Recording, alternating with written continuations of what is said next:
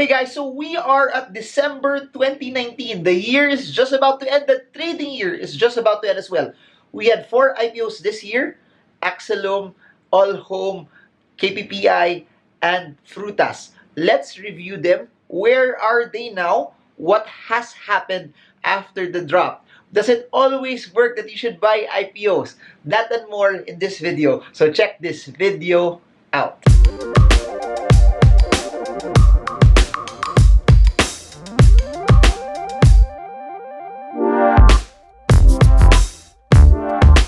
Hi everyone, this is Marvin Germo. If you're new to this channel, please subscribe and smash that bell so you get updated every time I create new content about the stock market. As you all know, this channel has one goal: to keep you updated and give you the right information so you get to trade the markets with ease and confidence. So enjoy the rest of the video.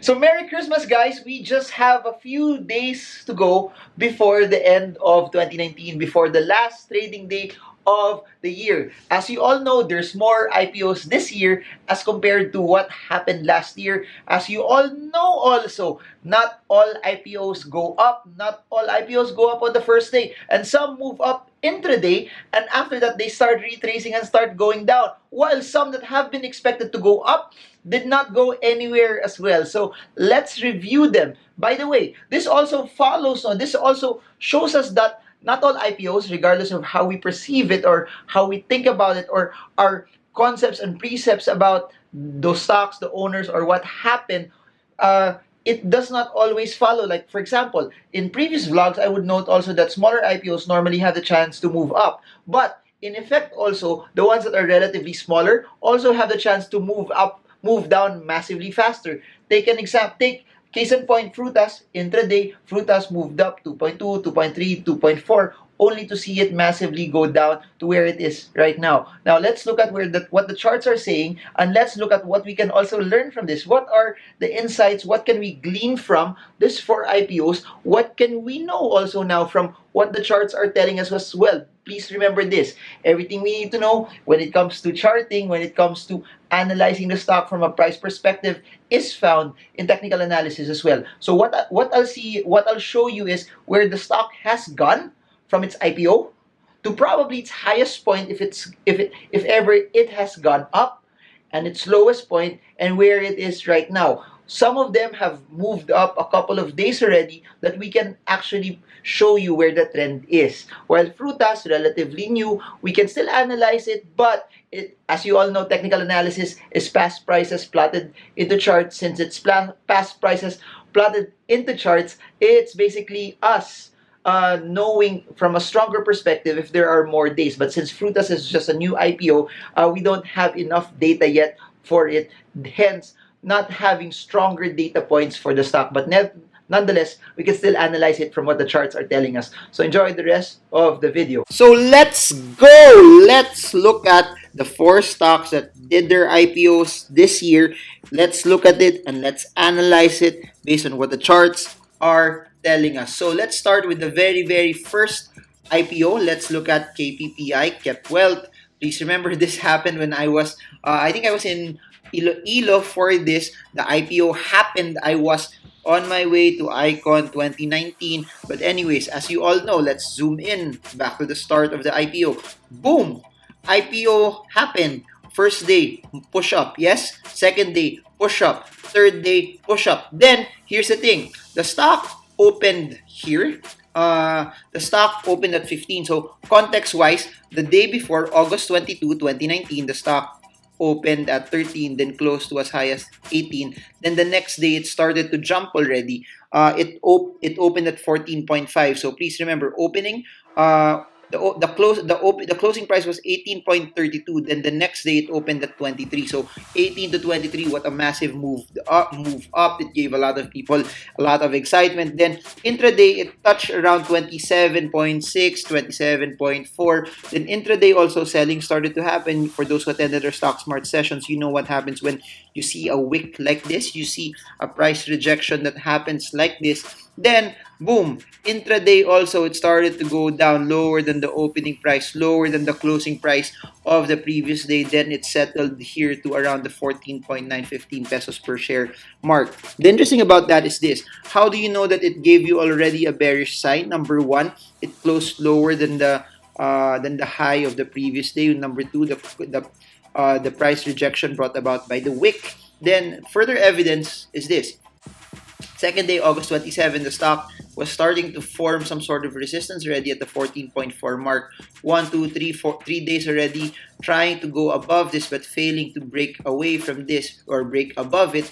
Then after that, there you see it start to drop already. Then if I try to zoom out already, you will see that after that, the stock just started to consolidate already this is from August. This is now October. Nothing much happened. It was moving sideways, sideways, sideways, sideways. Then, as you can see, there's the resistance here. We have the resistance around the 14.5 mark. It tried to attack it November 12, 11, 12, 13, 14, then 15. Tried to attack it. Then let's zoom out again.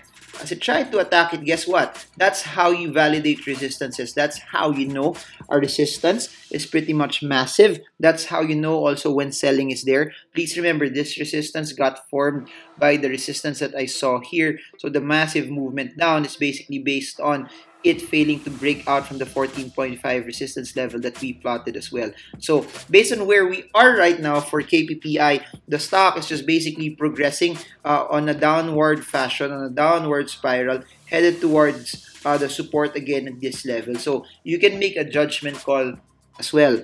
What I do know is this: the support that formed here touched it last October.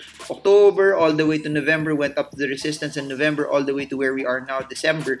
It's trying to hit and trying to pick its spot at the support. So a couple of things could happen. Number one, at the 8.85 level, if it bounces, then the stock now has a chance again to bounce back and go back here to the 14.5 level.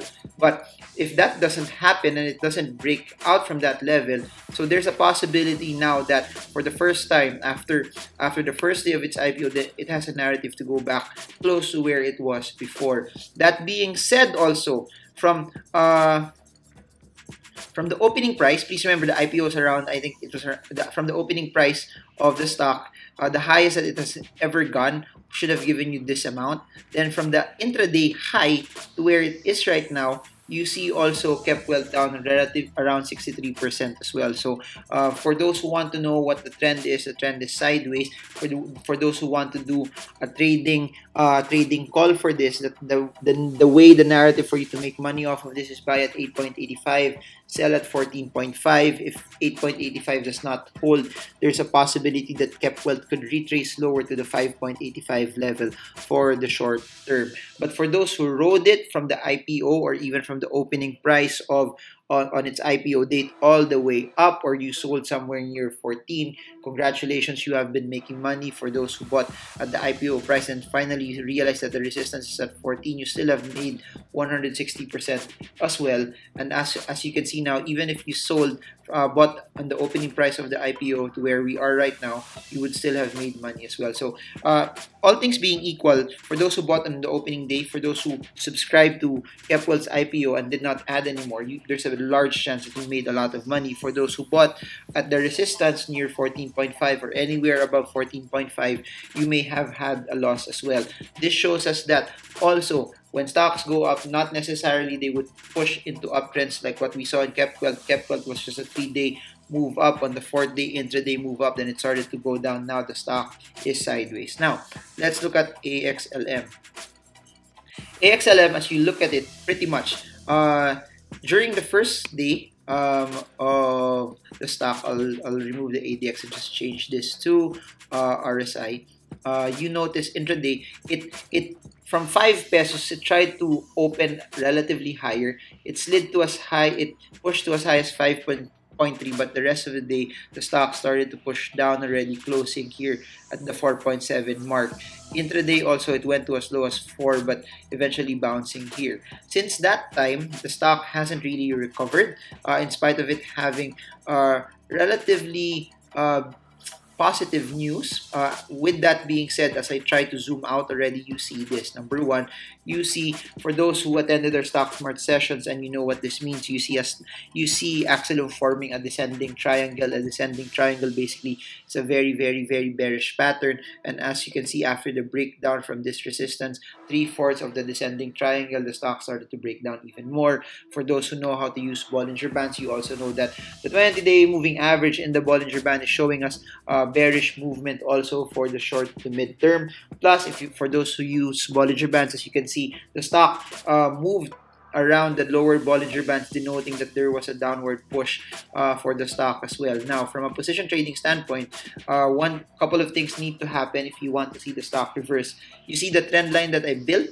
It must break out from this trend line, and number two, it must break out from this resistance level at 3.65 pesos per share. That being said, if it does not break out of it, if it does not push up from it, there's no expectation yet that it could get out of the downtrend as well. But if there's one thing we know, this is the lowest area, the lowest point that Axelum has ever hit. This is the 2.5 level. At the 2.5 level, you have a level of buying already, as evidenced by after hitting this, the next day it started to bounce again. So that being said, for people who bottom pick those levels and you see the stock continue to go up, there's a narrative that it could go here, and that could be your target price to sell for the short term. So this spread is quite large. It's a 40% spread. For position traders, as you can see, it's still relatively on a downtrend. The goal is to wait for it to start to reverse. The goal is to wait for it until you see a clear reversal in the stock happen, and that's when you start to come in as well. So as of this point in time, there's still no clear reversal. It's pretty much evident that bears are still in control. It's pretty evident also that based from the Bollinger Bands that it's still a bearish stock as well. So KPPI, large move up, move sideways. Axelum broke down and now has developed into a down trend. Next, let's look at home. This one, no, Axelum was, I think, the IPO was Monday, then All Home happened just a few days right after. So All Home, on the day of the IPO, this is how interesting it was. It opened at 11.62 but closed lower. It hit to an intraday low of 11.42, then boom, then it started to bounce. After that, from October all the way to first week of November, it was sideways, but after that broke down from the 11.4 level, developed some sort of buying at 11.3, pushed up. 11.6 is our resistance right now, and you have the support at 11.4 level. That being said, the tradable range for All Home is basically nothing. It's just 1.8%. Support at 11.44, resistance at 11.65. That being said, there's a couple of things that we know. We know that there's someone supporting it here, protecting the stock from falling, protecting the stock from going up as well. Couple of things also similar to KPPI. All Home basically is sideways. The thing about that though is this. The distance from support and resistance is not as attractive. So in terms of, is this an area for me to start coming in that will give me good upside? Because the range is not as big enough yet. It seems like there's someone accumulating every time it goes down. Someone is picking it up as well, making sure that it does not fall below the 11.45 level for the short term. Now, that's where we are. KPPI, sideways. Axelum, downtrend. All Home, sideways. However, the range is not as thick for you to be able to have a very, very large upside if you want to trade it. Now, Frutas. Frutas, I feel for a lot of people because intraday, the stock started to open at 1.8. Please remember the IPO was 1.68 pesos per share. Then boom, intraday it started to move up. Then I was naman in Davao when this was happening. When I landed in the plane, it was back to around 2. I think it was around 2 pesos already as it started to retrace down. The thing about that is it even closed lower than its IPO price. Then the next day, there was a large bearish candle, opened at one point, I think this was around 1.75, closed at 1.42. It tried to build a support at the 1.4 level. 1, 2, 3, 4, 5. 5 days, 1 week, trying to stay above the 1.45 level, but after that started to break down as well. Now, if you try to pin it also, it's now developing and starting to form its own downtrend. Please remember, from the highest point of Frutas, It now has dropped from the closing today around 53%. If you peg the 1.68 IPO, the stock has dropped already around 31%. If you notice it also, the ranges that you can project for Frutas basically is this.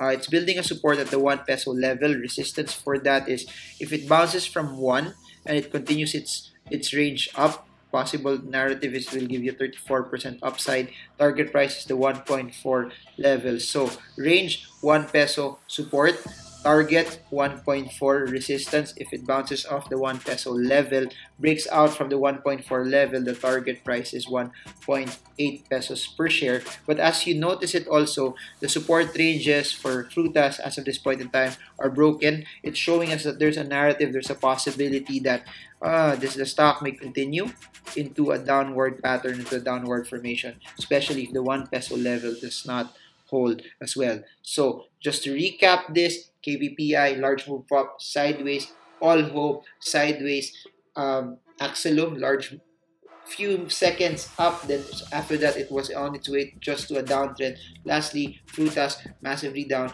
It's also in a downtrend as of this point in time. Hey guys, so I hope you guys got something from this. Of course, as what we saw in the charts, not all of them are in a good position right now as compared to the other stocks, as compared to what people were expecting. That's why every time there's an IPO, people always have high hopes for it. People always have concepts that this could possibly move up. But please remember, the market discounts everything. What the market says is what matters also. However, that's what we also could think about, whether if, for example, the stock has good fundamentals. If the stock has good fundamentals and you really believe that the stock will do well in a stretched period of time, if you really believe the stock will do well over the long term while the stock is down, it now gives you the ability to actually buy them and pick it up. That's why you have to know also what your trading plan is.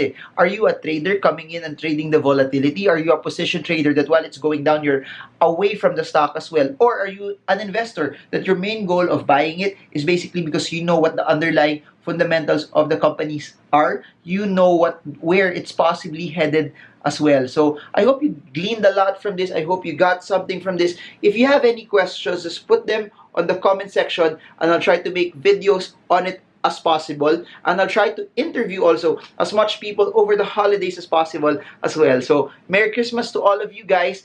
Links are down below also for those who want to grab a copy of the Shopee books or the Stock Smarts books available via Shopee if you want to have them for yourself or you want to give them to your friends for Christmas.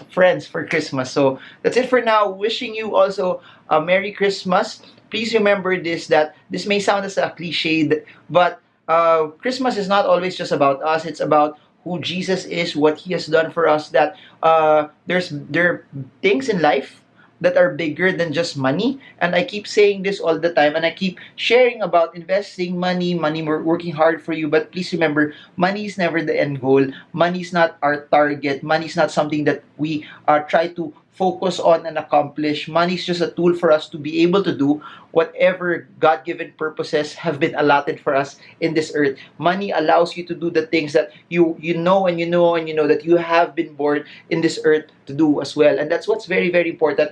I don't want this channel to be all about pera lang. I don't want this channel to be all about us accumulating as much as we can but not making a difference, not making an impact in the world around us. The goal of money is for us to get as much as we can, but having also the ability to learn how to give it away, having the ability that if you get touched to be a blessing to a particular area, to a particular charity, to a particular ministry, to a particular family, you get to have the means to be able to bless. You get to have the means to be able to help. That there is prosperity with a purpose. So more of this also. If you like all of this non-stock market stuff as well, just comment them below. I just want to share bits and pieces also of what I believe in terms of abundance, in terms of prosperity, in terms of what you do with the resources that's given to you as well. Because I really believe that it's time that for all of us, that as we start to earn more, it's time also to give back. It's time that, and it can be to your family, it can be to your friends, it can be to a charity, it can be to your church.